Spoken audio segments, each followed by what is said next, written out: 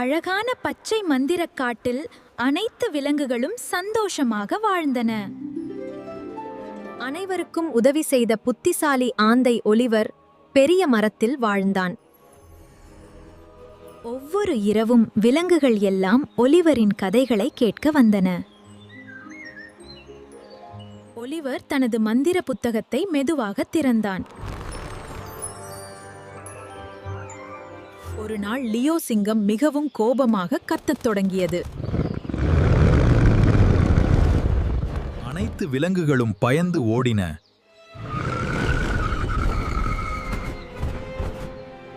Oliver மெதுவாக சொன்னான், உண்மையான தலைவர் மற்றவர்களை பாதுகாப்பார்.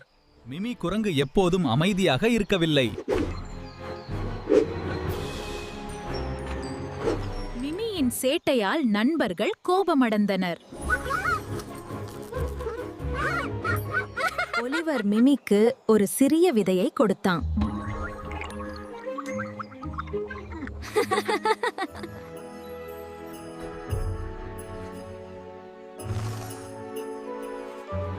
சிறிய விதை பெரிய அழகான மரமாக வளர்ந்தது.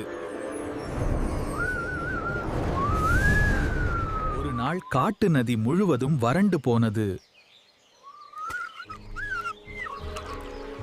எல்லிக்கு உதவ வேண்டும் என்று தோன்றியது.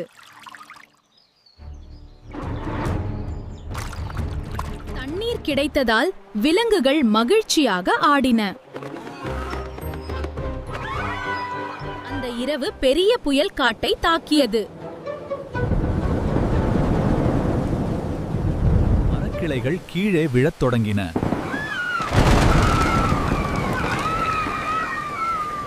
அனைத்து விலங்குகளும் ஒன்றாக சேர்ந்து காட்டை சுத்தம் செய்தன.